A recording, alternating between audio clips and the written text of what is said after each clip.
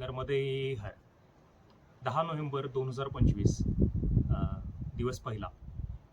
आज सकाळी संकल्पपूजा झाली. विठ्ठलदास महाराजांचा आशीर्वाद घेऊन लवकर निघणार होतो, पण रेखामाई म्हणाल्या की आता भोजन प्रसाद घेतल्याशिवाय निघू नका. त्यामुळं मैयांचा आदेश नाकारायचा नाही म्हणून तिथे भोजन प्रसाद घेतला आणि साधारण दुपारच्या 2 वाजता वगैरे चालायला सुरुवात केली. विठ्ठलदास महाराजांनी एक महत्त्वाचा सल्ला दिला होता की परिक्रमेमध्ये लोक जेव्हा येतात पहिल्यांदा तेव्हा खूप जोशमध्ये असतात. पहिल्या दिवशीच 15, 20, 25 किलोमीटर चालतात आणि नंतर मग ते थकून जातात. तो त्यांचा थकवा एवढा वाटतो ते अर्ध्यातनं परिक्रमा सोडून परत निघून जातात. त्यामुळं ते म्हणालेले की पहिले काही दिवस, पहिला आठवडाभर तरी 5-10 किलोमीटरपेक्षा जास्त चालू नका. शांतपणे होऊ दे, काही गडबड करू नका. आता आलाच आहात एवढ्या लांब, तर गडबड करण्यात काय अर्थ. महाराजांचा आदेश अगदीच शिरोधार्य मानून पहिल्या दिवशी फक्त 5 किलोमीटर चाललो आणि तुरनाल या जागी पोहोचलो. तर तुरनाल हे साधारण नेमावर पासून 5-6 किलोमीटर लांब असेल.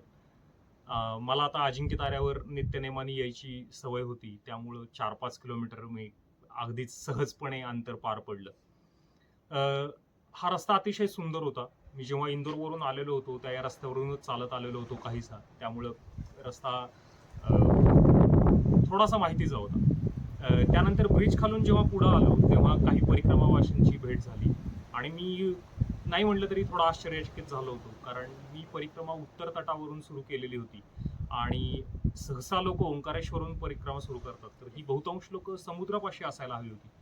इथं कसे काय आलेत परिक्रमावासी हे पाहून मी जरा आश्चर्यचकित झालो. पण सध्या परिक्रमेमध्ये जे काही वाईट नाही म्हणता येणार, पण वेगळे प्रकार घुसलेले आहेत की लोक दसऱ्यापासूनच परिक्रमा उचलायला सुरुवात करतात. त्यामुळे ही झपाझप चालणारी लोक इथपर्यंत पोहोचलेली होती. ठीक आहे, असू दे, त्यांची गाठभेट झाली, नर्मदे हर वगैरे झालं. त्यानिमित्तानं काही काही गोष्टी लक्षात ठेवण्यासारख्या आहेत. आता परिक्रमेचे नियम वगैरे तुम्हाला साधू संत लोक सांगतात. परिक्रमेच्या इतर माहिती देणारी पुस्तकं उपलब्ध आहेत, व्हिडिओ उपलब्ध आहेत. पण मी अतिशय साधे सोपे नियम ठरवलेले होते. परिक्रमेमध्ये चालत असताना सगळ्यात महत्त्वाचा नियम म्हणजे नर्मदा मैयाचं कधीही उल्लंघन करायचं नाहीये. आपण शांतपणे चालत आहोत. छोट्या देखील धारेचं, नर्मदा मैयाच्या धारेचं उल्लंघन करायचं नाहीये. याला एकमेव अपवाद म्हणजे नर्मदा मैयातून जे मोठे कालवे निघालेले आहेत त्यांचं तुम्हाला उल्लंघन करावंच लागतं, कारण त्याला काही पर्याय नसतो. आता काही नर्मदा मैयातून निघालेले कालवे हे गुजरातमध्ये अगदी सौराष्ट्रपर्यंत, अहमदाबादपर्यंत गेलेले आहेत आणि त्यांना जर उल्लंघन करायचं नाही म्हटलं तर परिक्रमा अशक्य होऊन जाईल. तसेच ओंकारेश्वरच्या अलीकडे एक खूप मोठा नर्मदा मैयातून निघालेला कालवा आहे, त्याला जर ओलांडायचं नाही म्हटलं तर परिक्रमेचा प्रवास केवढा होऊन जाईल. तर असो, असे परिक्रमेत अनेक छोटे मोठे नियम तुम्हाला लोकांकडून ऐकायला मिळतात. सगळ्यात महत्त्वाचं म्हणजे परिक्रमेत चालत असताना सगळ्यात कमीत कमी सामान तुम्हाला जेवढं ठेवता येईल तेवढं ठेवावं. तरी सुद्धा नाही म्हटलं तरी माझ्याजवळ जवळपास 10 किलो सामान होतं. 8.5-9 किलो तर कपडेच होते, 1-2 किलोची पुस्तकच होती. तर हे ऐकताना खूप हास्यास्पद वाटतं, पण जेव्हा तुम्ही चालायला लागता तेव्हा तुम्हाला हे वजन जाणवायला लागतं. आणि पहिल्यांदा जेव्हा 4-5 किलोमीटर चालतो तेव्हा काही वाटत नाही, पण जेव्हा तुम्ही दररोज 15, 20, 25 किलोमीटर चालायला लागता तेव्हा पण अगदी थोडंसं जरी वजन एक्स्ट्रा असेल तरी तुम्हाला ते प्रकर्षाने जाणवत राहतं. पहिलाच दिवस होता, जास्त चालायची काही गडबड नव्हती. तुरनालला पोहोचलो. इथे बांधीव घाट आहे आणि बांधीव घाट असल्यामुळं अतिशय स्वच्छता वगैरे त्यांनी मेंटेन केलेली आहे. मंदिर देखील अतिशय सुंदररित्या मेंटेन केलेलं आहे. परशुरामाच्या मंदिरामध्ये गेलो, तिथे शिवलिंग होतं, अतिशय प्राचीन होतं, लगेचच बघून कळत होतं. तिथे जाऊन काही छोटेसे व्हिडिओ बनवले. मुख्य म्हणजे जी मला काही स्तोत्र आवडतात त्यांचं छोटंसं रेकॉर्ड्स बनवले. ते मी आता इथं मध्ये इन्सर्ट करेनच. आत्मा त्वं गिरिजामतिः सहचरा प्राणा शरीरं गृहम् पूजा ते विषयोपभोगरचना निद्रा समाधिस्थितिः संचारः पदयो प्रदक्षिणविधि स्तोत्राणि सर्वा गिरो यत्कर्म करोमि तत्तदखिलं शंभो तवाराधनम्.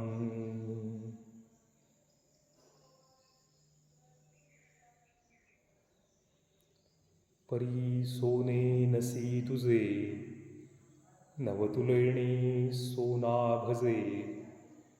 हे नमन करणे माझे तैसे आहे.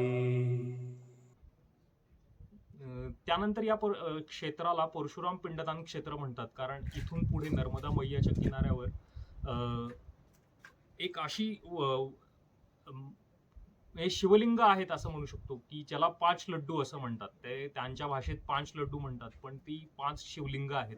माझं जेवढं आकलन आहे त्यालाही लोक परशुराम पिंडदान केलं आहे, म्हणजे परशुरामांनी पिंड जे केले ते आहेत असं मान्यता आहे लोकांची. पण माझ्या माहितीप्रमाणे हे पिंड नसावेत.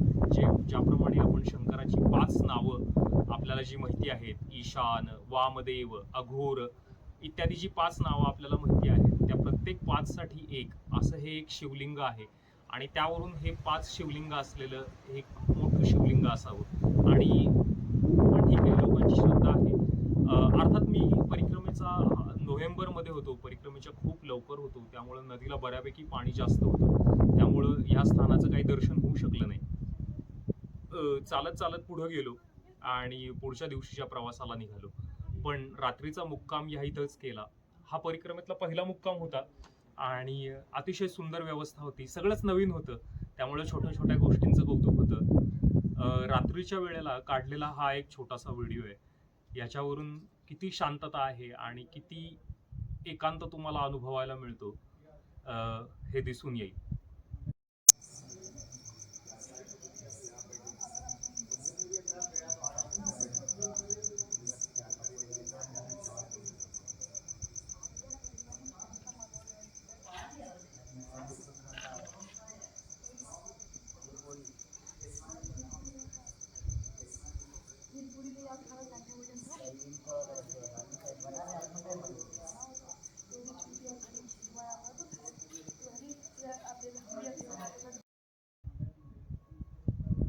परिक्रमेत ही एक गोष्ट प्रकर्षाने जाणवती, की आपण आपल्या शहरी जीवनामध्ये, आपल्या धावपळीच्या जीवनामध्ये गोंगाट, गर्दी या सगळ्या गोष्टींना इतके यूज टू झालेलो आहोत, इतकी सवय झालेली आहे आपल्याला, की जेव्हा असा एकांत लाभतो, त्या एकांतामधलं जे सुख आहे ते आपण जेव्हा अनुभवू शकतो, तेव्हा पहिल्याच दिवशी तुम्हाला अक्षरशः स्वर्गीय सुखाचा आनंद मिळतो. आणि इथून पुढं 1 नाही 2 नाही तब्बल 4 महिने ह्या अनुभवामध्ये मी होतो. आणि आता जसं जमेल तसं मी ह्याचे रेकॉर्डिंग करत जाईनच. आणि यानंतरचा पुढचा जो टप्पा होता तो देखील असा 5-10 किलोमीटरचा होता. सुरुवातीला परिक्रमेत ती आनंदाची अवस्था इतकी वेगळ्या लेव्हलची होती, की मी जास्त काही रेकॉर्डिंग केलेले नाहीत, जास्त फोटो काढलेले नाहीत, व्हिडिओ काढलेले नाहीत, अगदी लेखन सुद्धा अत्यल्प केलेलं आहे. तरी सुद्धा जेवढं आठवत नाही तेवढं रेकॉर्ड करून ठेवतो आहे. सगळ्यात महत्त्वाचं म्हणजे हा प्रश्न मला एकाने विचारलाय, की जवळपास 3 महिने होऊन गेले तू परिक्रमा पूर्ण करून इथं आला आहेस, त्याला तू एवढ्या उशिरा रेकॉर्डिंग का करतोयस?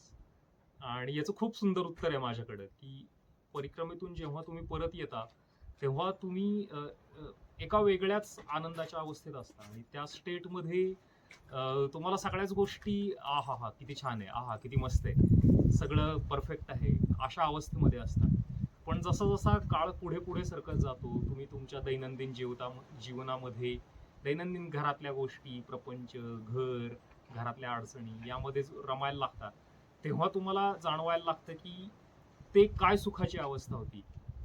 म्हणजे एक उदाहरणार्थ म्हणजे ज्याला एक खराब झालेला आंबा हे काय आहे माहिती आहे, तोच अतिशय उत्कृष्ट दर्जाचा हापूस आंबा याची चव खऱ्या अर्थाने अप्रिशिएट करू शकतो. तसं आहे की ज्यांनी वाईट अनुभव काय आहेत किंवा प्रापंचिक कटकटी, सांसारिक कटकटी काय आहेत याचा अनुभव घेतलेला आहे, तोच नर्मदा मैयाच्या परिक्रमेतलं सुख हे काय आहे, त्या एकांतातला आनंद काय आहे, त्या परिक्रमेच्या साधनेतला आनंद काय आहे हे जास्त चांगल्या प्रकारे जाणू शकतो. आता ह्या सगळ्या गोष्टींना 3-4 महिने जवळपास उलटून गेलेले आहेत. हा जो दिवस बोलते त्याला तर 6-8 महिने होऊन गेलेले आहेत. त्यानंतर तुम्हाला फक्त त्याच गोष्टी आठवतात ज्या तुमच्या मनावर परमनंटली कोरलेल्या असतात. त्यामुळे आता व्हिडिओमध्ये जे मी रेकॉर्ड करतोय हे कुठेतरी खोलवर कोरलं गेलेलं आहे. त्यामुळे यात काही आविर्भाव नाही, हे जे जसं आहे तसं आहे. एवढीच नर्मदा मैयाची कृपा. नर्मदे हर.